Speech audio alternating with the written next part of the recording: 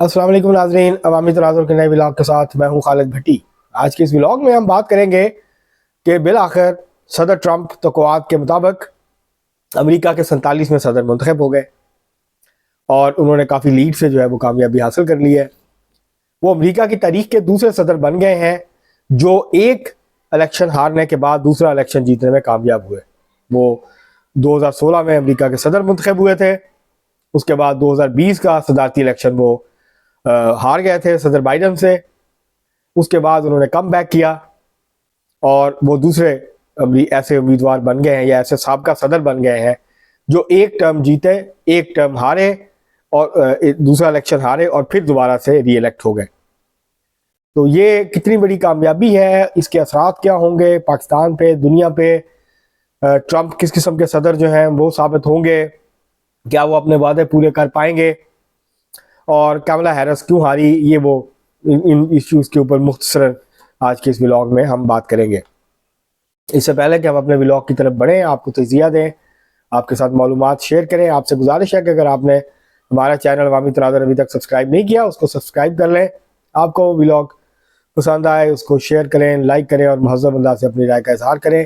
Bell icon ज़रूर दबा दें, टल्ली ज़रूर खड़का दें। अब हम बढ़ते हैं अपने आज के मौजू की तरफ। अब तक के नताइज के मुताबिक सदर ट्रंप, जिनको 270 इलेक्टोरल वोट्स की ज़रूरत थी, वो 277 इलेक्टोरल वोट्स हासिल कर चुके।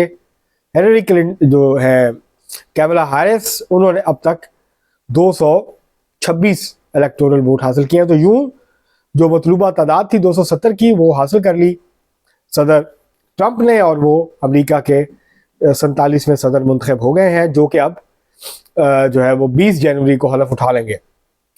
तो 20 जनवरी 2025 से लेके और नवंबर जो है वो 2029 तक वो अमेरिका के सदर होंगे और अपनी पॉलिसीज़ और अपनी मर्जी और मंशा के मुताबिक जितनी की इजाज़त होती है सदर को, वो अमेरिका की को चलाएंगे और वो अमेरिका के सरबराह होंगे हुकूमत के।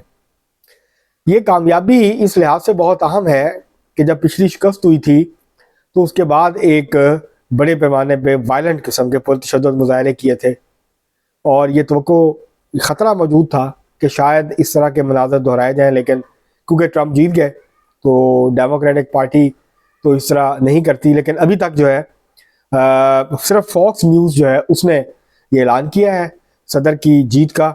बाकी जो न्यूज़ चैनल हैं, NBC है और CNN है और बाकी हैं, इन्होंने अभी तक जो है वो ऐलान नहीं किया। ये भी जल्दी ऐलान कर देंगे और उम्मीद ये की जा रही है कि सदर ट्रंप 300 से ज़्यादा इलेक्टोरल वोट लेके मुंतखब जो है वो हो गए हैं। वो 300 से ज़्यादा वोट हासिल कर लेंगे जब मुकम्मल नताइज आ जाएंगे।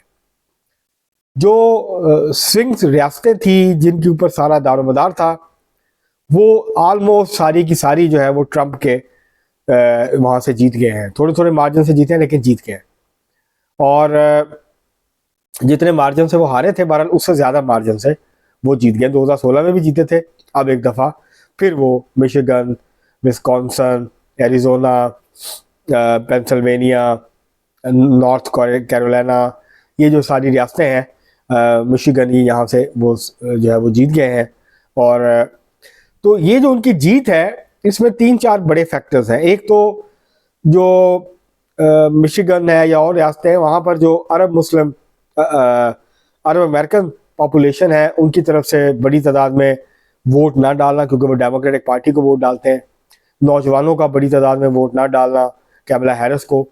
और तीसरा ख़वातीन को, मतलब जो बाइडन ने 2020 में जितने ख़वातीन के वोट लिए थे उससे 2-2.5% वोट जो है कमला हैरिस को कम मिले हैं। उम्मीद ये की जा रही थी क्योंकि वो खातून है तो उनको ख़वातीन वोटर्स का वोट ज़्यादा मिलेगा, लेकिन ऐसा नहीं हुआ और जो बाइडन से भी कम उनको वोट मिला है। तो ये वो बड़ी वजूहत। और फिर working class votes, working class के बहुत कम लोगों ने, वर्किंग क्लास की अक्सरियत ने जो है जिन्होंने वोट कास्ट किया है उन्होंने ट्रंप को वोट दिया। तो ये जो है कुछ चीज़ें हैं जिसकी वजह से, और हमने पहले भी पिछले व्लॉग में भी कहा था कि जो गज़ा की जंग है, यूक्रेन की जंग है, ख़ास में गज़ा की जो जंग है, इसने जो नौजवान वोटर्स हैं उनको डिसल्यूजन किया है डेमोक्रेटिक पार्टी से। तो और ये सारी चीज़ें जो है अब जब डाटा आ जाएगा तो फिर आपसे तफसील के साथ बात कर सकेंगे कि नौजवानों कितने % नौजवानों का टर्न आउट रहा है और उनमें से कितनों ने जो है वो वोट दिया। लेकिन ओवरऑल ये लगता है, ओवरऑल टर्नआउट अच्छा रहा है, वैसे तो मजमूई टर्नआउट बेहतर रहा है। नौजवानों का टर्नआउट देखना होगा कि उनमें से कितनों ने जो है वो वोट दिया कैमला हैरिस को और कितनों ने जो है वो ट्रंप को वोट दिया। तो अब अगले 20 जनवरी के बाद एक दफ़ा फिर अमेरिका का ट्रंप होगा। इमिग्रेंट्स के खिलाफ सख्ती की जाएगी। उन्होंने आज भी कहा है कि वो सरहदें सील करेंगे, इमिग्रेंट्स के खिलाफ ऑपरेशन करेंगे। 2.5 से 3 करोड़ गैर कानूनी जो है वो इमिग्रेंट्स हैं अमेरिका में, उनकी शामत आएगी, उनके उनके ऊपर घेरा तंग होगा, उनको सख्ती की जाएगी उनके ऊपर। पहले भी ट्रंप ने ये पॉलिसी अपनाई थी कि बच्चों को फैमिली से अलग कर दिया गया था, उनके माँ बाप को डिपोर्ट कर दिया गया, बच्चों को रख लिया गया वहाँ पे, बच्चे अलहदा कैद थे और जो उनके पेरेंट्स थे वो अलग थे। तो अब इसी तरह का मामला दोबारा होगा। इसके अलावा जो राइट विंग पॉलिसीज़ हैं वो बिल्कुल होंगी, और अबॉर्शन पे बाकी चीज़ों के ऊपर जो एक राइट विंग एजेंडे के तहत जो पॉलिसीज़ हैं ट्रंप उसको आगे लेके बढ़ेंगे, इसमें तो कोई शक की बात नहीं है। लेकिन ट्रंप की जो खूबी है वो ये है कि वो अनप्रडिक्टेबल है। आप उनके बारे में कोई बात हतमी तौर पर कह नहीं सकते। हो सकता है एक बात जो उन्होंने 1 घंटे पहले कही हो सकता है 1 घंटे के बाद कहें कि वो पता नहीं मेरे मुंह से निकल गई होगी, लेकिन मेरी असल पोजीशन ये है। चीन के साथ वो बिल्कुल उस टैरिफ्स लगाएंगे, टैरिफ्स में इजाफा करेंगे, सिर्फ चीन पे नहीं करेंगे, इंडिया पे भी करेंगे, और जो बड़े ट्रेडिंग पार्टनर्स हैं अमेरिका के उनके ऊपर भी करेंगे। और वो कोशिश करेंगे, जैसे उन्होंने कहा है कि वो कार इंडस्ट्री को अमेरिका की बचाने के लिए कारों के ऊपर ड्यूटीज़ बढ़ाएंगे। तो ज़ाहिर है इससे यूरोप के ऊपर इम्पैक्ट आएगा। तो वो अपनी कार इंडस्ट्री को जो है वो बचाना चाहेंगे। तो जब वो बात करते हैं America great again, to make America great again, तो इसका मतलब ये है कि अमेरिका को दोबारा से एक बड़ा मौशी और सनती ताकत बनाना है। अब वो कैसे बनेगा इसकी बात वो नहीं करते। इसकी पॉलिसी वो ये कहते हैं कि हम जो चीज़ें आती हैं अमेरिका जो इम्पोर्ट है उसको डिस्करेज करेंगे और अमेरिका के अंदर इन्वेस्टमेंट जो है उसको इनकरेज करेंगे। तो अब देखते हैं उसके क्या नतीजे निकलते हैं। पिछली दफ़ा तो बहुत अच्छे नतीजे नहीं निकले थे। क्या वो अमेरिका की जो मईशत है उसको बेहतर कर पाएंगे? अफरात-ए-ज़ार एक बहुत बड़ा मसला है, उसको नीचे ला पाएंगे? तो ये वो चीज़ें हैं। दूसरा वो कहते हैं कि मैं यूक्रेन में जंग बंद करूँगा। अब कब करेंगे ये? जब वो सदारत का ओहदा संभालेंगे तो उसके बाद उनकी टॉप प्रायोरिटीज़ जो हैं वो अपनी ज़ाहिर है उसको ले आउट करेंगे, ले डाउन करेंगे और बताएंगे कि वो पहले 1 महीने में या 2 महीने में या 3 महीने में वो क्या क्या इकदाम जो है वो करने जा रहे हैं। तो उनकी प्रायोरिटीज़ जो है वो फिर वाज़ेह हो जाएंगी। अब पाकिस्तान में तहरीक इंसाफ वाले बड़े खुश हैं, जहाँ जहाँ भी होंगे वो खुश होंगे, और वो इस वक्त सोशल मीडिया पे उन्होंने मुबारकबादें दे रहे हैं एक दूसरे को कि ट्रंप साहब जीत गए, अब इमरान खान साहब बाहर आ जाएंगे, क्योंकि ट्रंप उनके दोस्त हैं और ट्रंप के साथ उनके बड़े अच्छे रिलेशंस थे। तो वो पाकिस्तान की हुकूमत पे और इस्टेब्लिशमेंट पे दबाव बढ़ाएंगे और उसके नतीजे में वो जो है वो इमरान खान साहब की बाहर आने के इम्कान पैदा हो जाएंगे, या पाकिस्तानी हुकूमत के ऊपर दबाव बढ़ेगा कि वो तहरीक इंसाफ के ख़िलाफ़ जो इंतकामी कार्रवाइयाँ उनको बंद करें। तहरीक इंसाफ जो इंसानी हकूक़ की खिलाफ वर्जियों की बात करती है उसके ऊपर भी जो है वो दबाव बढ़ाया जाए। लॉबिंग में तेज़ी आएगी, ज़ाहिर है अमेरिका में, यूरोप में जो अमेरिकन जो पाकिस्तानी अमेरिकन हैं वहाँ पे, और जिस तरह से तहरीक इंसाफ वहाँ कैंपेनिंग करती है उसके अंदर तेज़ी आएगी, और ज़्यादा बड़ी तादाद में जो है रिपब्लिकन कांग्रेसमैन जो हैं, सेनेटर्स जो हैं, वो इस इशू को उठाना शुरू कर सकते हैं। इस बात को आप नज़रअंदाज नहीं कर सकते कि वहाँ से बार बार ये आवाज़ें उठ सकती हैं अमेरिका के अंदर से।